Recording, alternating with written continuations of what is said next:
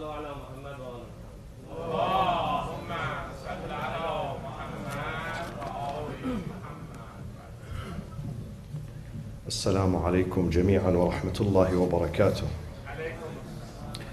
بسم الله الرحمن الرحيم. الحمد لله رب العالمين.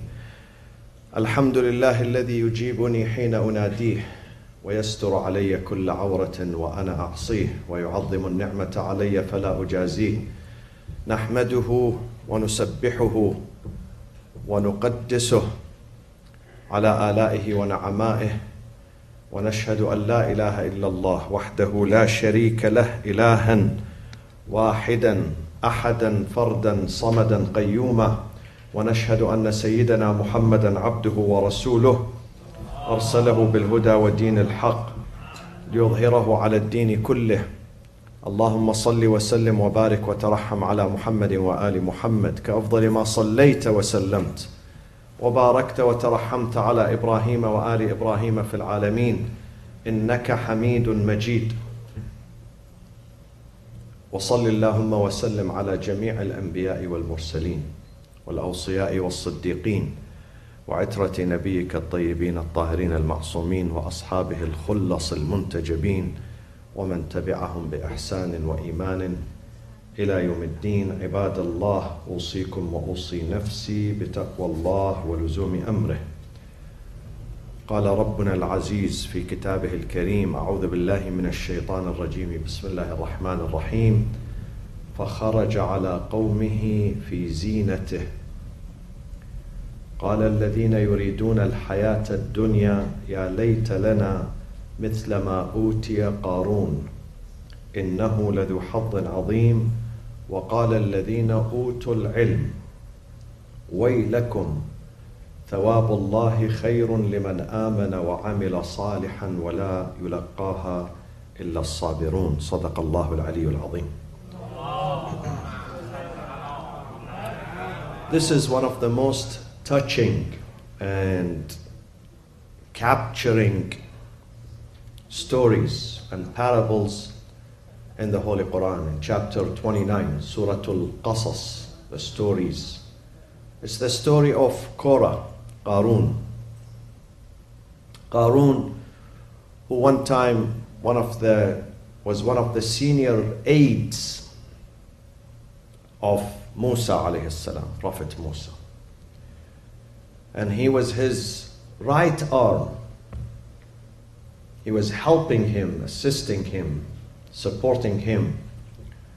But then God tested him with wealth, and he failed miserably in this test.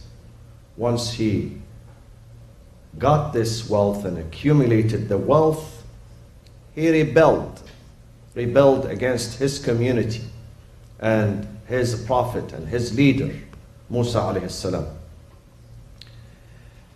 And therefore, the Quran here is telling us the story so we learn a lesson from that.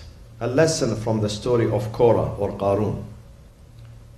The Holy Quran says there are two groups, two categories of people. Qarun, when he became wealthy, some people, not all, when they become wealthy, they'd like to display and showcase their wealth to the people. Sometimes people would like to show their homes, their furniture, their cars, their, muscular body, their tattoos to people. Sometimes they want to show their dress, especially when there is fashion design. Sometimes I go to the cemetery for a funeral and I find it as a fashion design, even in the cemetery. Even when people should focus on their last journey, the akhirah, the death, you can see fashion design in the cemeteries too, not just weddings. So Qarun wanted to show his wealth because he was arrogant, and he wanted to entice those weak-spirited in the community. There are some people who get enticed and attracted easily. So he came out with many of his followers, his entourage. There were thousands of them. فَخَرَجَ عَلَىٰ قَوْمِهِ. He came forth unto his community. فَخَرَجَ عَلَىٰ قَوْمِهِ فِي زِينَتِهِ. In his full ornaments and attraction and jewelry and wealth and escort and convoy. فَخَرَجَ عَلَىٰ قَوْمِهِ فِي زِينَتِهِ. As I said, some people, God has given them good character. They display their good character and their personality. They don't need to show their wealth and their homes and their cars. Some people, God has given them knowledge. Some people, God has given them ilm and akhlaq, manners, good manners. They don't need to borrow something else to beautify themselves with it. Certain things are God-given. Intelligence, knowledge, character. These are God-given. Akhlaq. So they don't have to look for other types of zina or ornaments or attraction. They don't need. Amir al-Mu'mineen has a beautiful hadith. Alayhi salatu wassalam. He says, Al-akhlaqu zinatul rijal. If men are looking for attraction, they don't need to wear jewelry, neither good, valuable dress, nor ride fancy cars. They have to embrace akhlaq. Akhlaq is truly the real attraction for men. And men, not just men, males. Men means mankind, men and women. I read an article last year in the LA Times about some Arab people who come in the summertime, they come to Los Angeles. They rent homes in Beverly Hills. And then either they bring with them they ship the fancy cars, the sport cars with them, or they can, rent them here. And then how they speed very fast in the streets of Beverly Hills, to the extent that the inhabitants, the citizens of this city, Beverly Hills, they complained to the police department about the behavior of those Saudi and Arab, royalties and rich people. And then they show a clip on the Los Angeles Times, website. They show a clip, he takes a video of some of these, race cars that takes place in that peaceful city. This is how they present Islam to the West. This is how the custodians of the Haramain, the leaders of the Muslim world, bring Islam to America through racing with their fancy cars, with the terrible noise that it makes and the danger that it poses to the American people.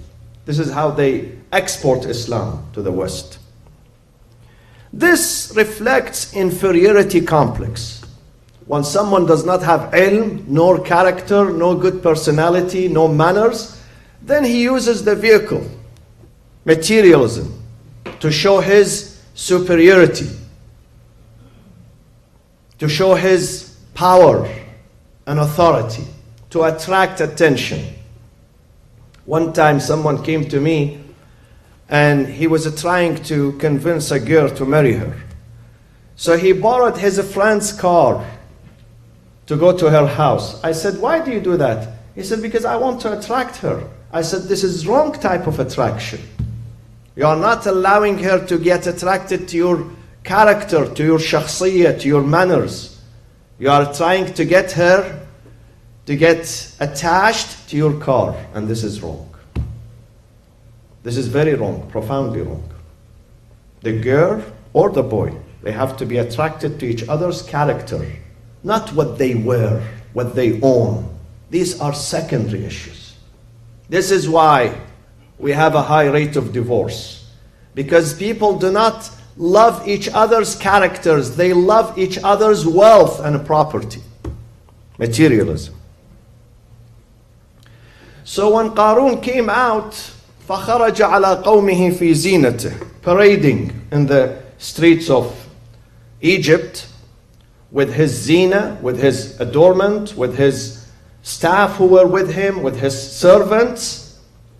People were divided. Look at that society. And that is not only true in that society, it is true in every society today. When people look at wealth, when people look at prestige, when people look at fame, when people look at power and authority, what would they say? They were divided into two groups. قَالَ الَّذِينَ يُرِيدُونَ الْحَيَاةَ الدُّنْيَا. This is one group. Those whose only concern and only goal is this lower life. These few days that we spend in this lower and fast-moving life.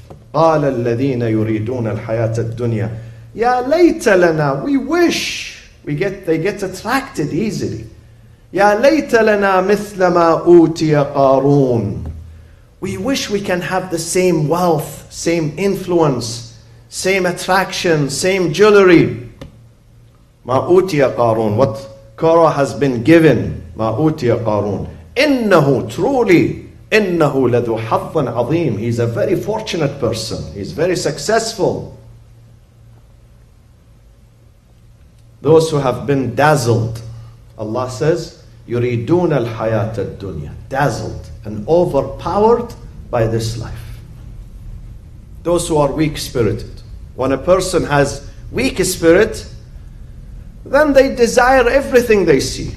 If they see politics and politicians, they get attracted to them. He says, why I'm not one of them? If they see sport and games, they want to be one of them. If they see Hollywood and actors and actresses and Oscar events, they want to be with them. If they go to Wall Street, they want to be rich and own these high towers.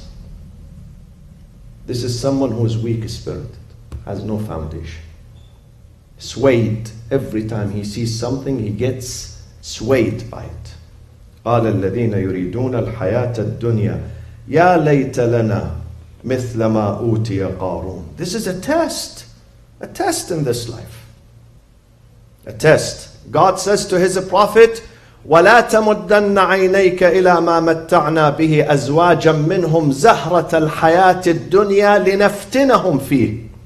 When we give some of them, we give them materialism, we give them wealth, we give them position, we give them influence. We are testing them. لنفتنهم فيه. Fitna means test. We are testing them. Do not look up to them. This is a test. وَرِزْقُ رَبِّكَ خَيْرٌ وَأَبْقَى. If you should look up to something, look at your Lord's provision, Lord's gifts, Lord's mercy. وَرِزْقُ رَبِّكَ خَيْرٌ وَأَبْقَى. It's more enduring. This is the real investment. When you look up to your Lord, don't look up east and west, because you're going to spend your time in sadness and depression.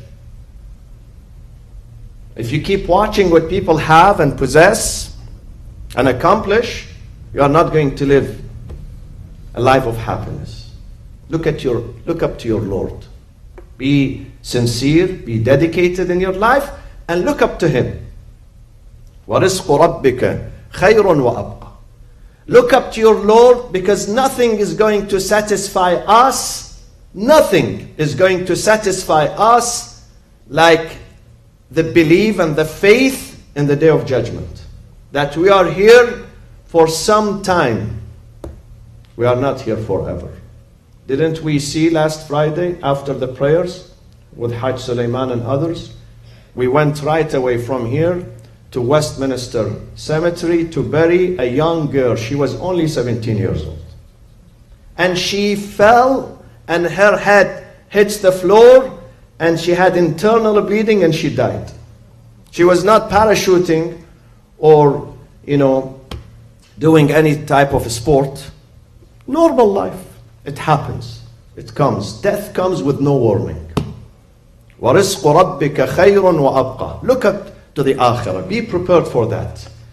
Don't waste your time and your energy and your feelings looking at what people have accomplished and desiring them and regretting that you don't have. Don't do that.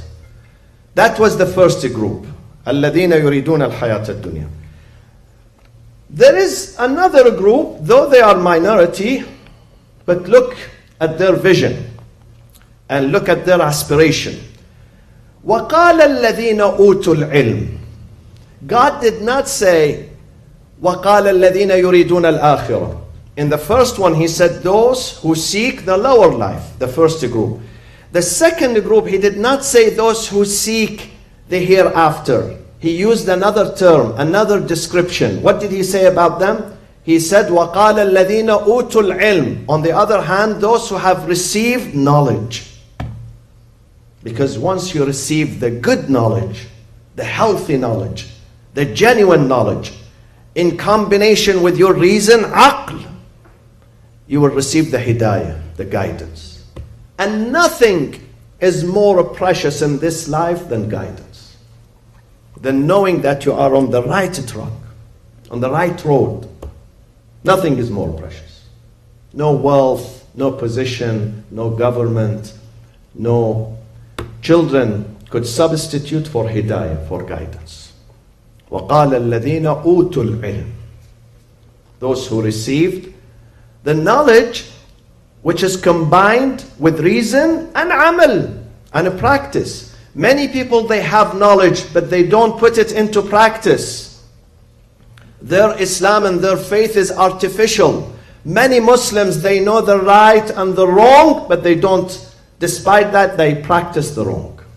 They choose to follow the wrong. This is not ilm. Those are not part of those who possessed ilm. That ilm does not help them. The ilm that helps me and you is the one that guides me to the right path and allows me, encourages me always to embrace the right path. That is the right ilm. وَقَالَ الَّذِينَ أُوتُوا الْعِلْمِ وَيْلَكُمْ. Woe unto you. Woe unto you. ثَوَابُ اللَّهِ خَيْرٌ لِمَنْ آمَنَ وَعَمِلَ صَالِحًا. Do not look at Korah and his wealth. Don't look at that. Don't aspire his wealth, what he has. Don't. Look at God. Because the reward, the gifts of God, خَيْرٌ, better. لِمَنْ, For whom better? For someone who has to have two qualities. Liman aman, has a true faith, genuine faith. Wa amila salihan. Iman alone does not function, my friends. Going to the masjid 5 times a day or 50 times a day without good deeds does not work. This is why Muslim countries are going backward.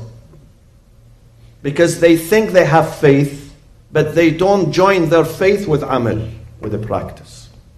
It's like someone going to the hospital, to the doctor's office, and the doctor prescribed medicine to him. He brings the medicine home and he just put them and he looks at medicine.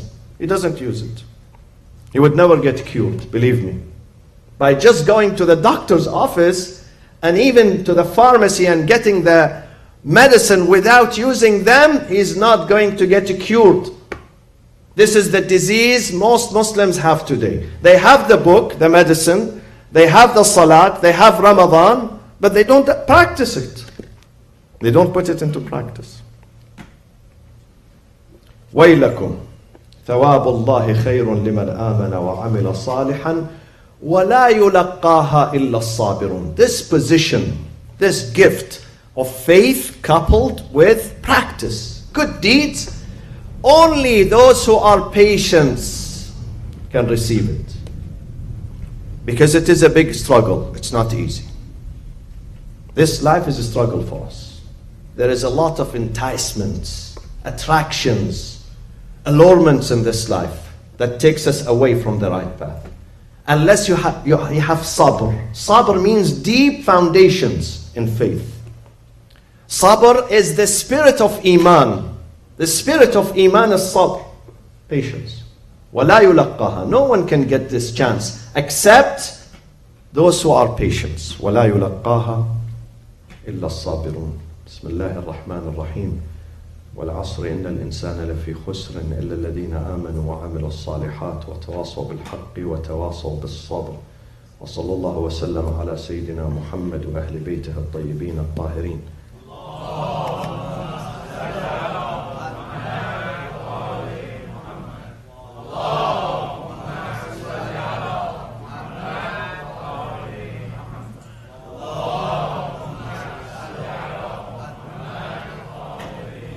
بسم الله الرحمن الرحيم. الحمد لله رب العالمين.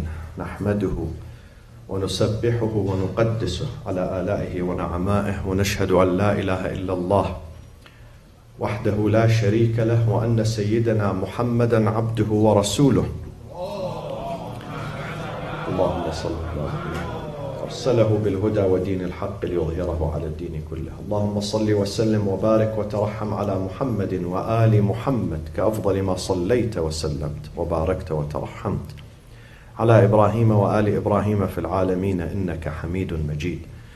وصل اللهم وسلم على خلفاء نبيك وأوصيائه وأهل بيته وأحبته علي أمير المؤمنين وقائد الغر المحجلين، وعلى البضعة الطاهرة فاطمة الزهراء سيدة نساء العالمين، وعلى سبطي نبي الرحمة وسيدي شباب أهل الجنة الحسن والحسين عليهما السلام، وعلى علي بن الحسين ومحمد بن علي وجعفر بن محمد وموسى بن جعفر وعلي بن موسى ومحمد بن علي وعلي بن محمد والحسن بن علي والخلف الهادي المهدي عجل الله تعالى فرجه وسهل مخرجه وجعلنا من أنصاره وأعوانه. عباد الله، أوصيكم وأوصي نفسي بتقوى الله ولزوم أمره. أعوذ بالله من الشيطان الرجيم. بسم الله الرحمن الرحيم. وإذا قيل لهم اتبعوا ما أنزل الله قالوا بل نتبع ما ألفينا عليه آباءنا أولو كان آباؤهم لا يعقلون شيئا ولا يهتدون. When it is said to them, follow what God has sent unto you, they say, nay. We follow the customs and the traditions and the culture of our fathers and forefathers. Though the Quran says, though their forefathers, they understand nothing and they are misguided. I have a question. Most Muslims, they listen to sermons, speeches, lectures, they pray, But why they don't change? Where is the wrong? Is the wrong in this message, in this book? Is the wrong in the faith? The faith is wrong. Is the wrong and the defect in the prophet of this faith? Where is it? It has to be somewhere. It has to be somewhere. Sociologists, they say each person has two brains, al-aql al-batini wal-aql al-zahiri. Internal brain, internal, and external brain. Many Muslims, their internal brain follows their customs and their cultures and their societies and their forefathers, the tradition of their forefathers. While the external brain follows Islam. So when they listen to maw'idah, when they listen to the sermon, to the khutbah, to the lecture, to the speech, to guidance, the external brain receives it, while the internal brain embraces their own customs, their own traditions. So it does not get affected. I'll give you an example. I'm from Iraq originally. And in Iraq, we have a huge desert. And in the desert, we have people who are Bedouins, nomadic, who live in the desert. Same case in Saudi Arabia and the Gulf states in North Africa, and many other countries. The Badawi, the nomadic, has two brains, internal and external. The internal one tells him, you have to believe in revenge. You have to be superior over others. When you clash with your neighbors, you must murder them, put them down. You have to have dignity. You have to take revenge for your dignity. If someone does something to you, never forgive him. Teach him a lesson by doing two bad things to him. This is the mentality. These are the doctrines of the desert. While he goes to the masjid speaks about forgiveness. Be habab, habibi, sweetheart. If someone does something bad to you, forgive. In the desert, in the doctrines of the desert, he never believes in musawat, equality. He always believes in superiority. He's above others. His blood, his family tree, his grandfather is above others. This is exactly what happened in Quraysh. And as I said last night, I'm from Quraysh, so I'm not putting them down. I go back to Quraysh, 42 general. Many of you are Sayyids, you belong to Quraysh. In Quraysh there were 20 tribes vying for superiority, for dominance. 20 tribes, 20 sub-tribes within Quraysh. One of them was Bani Hashim, the tribe of the Prophet. But there were others. There were Bani Umayyah, Bani Uday, Bani Taym, and many others. Bani Abdi Shams. So the tribe teaches him, you have to be above others. Others have to be your servants. No equality. But he goes to the masjid, he reads the Quran, he listens to the khatib. The khatib says, Inna akramakum indallahi atqakum. There is no racism in Islam. There is no bigotry. There is no prejudice. While in the tribe, they teaches him a pride and a prejudice, both. So his aql, internal aql, embraces what? His culture. While his external aql, he comes to the masjid, the maw'idah, the lesson that he listens to, it does not go in. Because there is always a clash between tradition and religion. Always. This is true in the Arab culture, true in the Iranian and Farsi culture, true in the Indian and Pakistani culture, true in the African culture, true in every single culture. There is a clash between cultural values and Islamic values. And if people are not ready to let go of their traditional and cultural values, no prophet, no messenger of God can teach them guidance. They won't be guided. Unless they reach a point, he says, my faith is above my culture. My faith is above my environment. My real culture is my faith, my Islam. At that point, if he's genuine about this, then he can change. But as long as he give in to his customs, to his traditions, to his family values, and he puts them before Islam, above Islam, nothing will happen. No change will take place. This is the reason. And this is a theory in the Quran.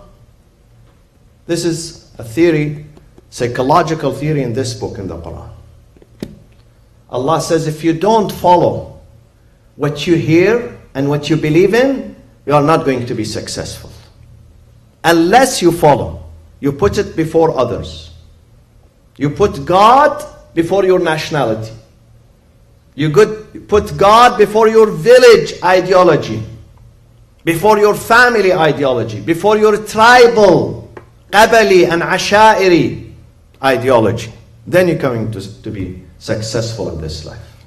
I leave you with this, and we will continue on this, inshallah, in the next weeks, inshallah ta'ala. Allahumma aghfir lil mu'minina wal mu'minat wal muslimina wal muslimat الأحياء منهم والأموات تابع اللهم بيننا وبينهم بالخيرات إنك مجيب الدعوات اللهم انصر الإسلام والمسلمين اللهم اجعل كلمة الإسلام هي العليا اللهم وحد كلمة المسلمين على الخير والبر والصلاح والتقوى يا أرحم الراحمين اللهم شافي مرضانا وداوي جرحانا وفك أسرانا وانصر العاملين في ديننا وأيدهم وعجل في فرج قائدنا ومولانا صاحب العصر والزمان وإلى أرواح المؤمنين والمؤمنات والشهداء ثواب الفاتحة مع الصلاة على محمد وآل محمد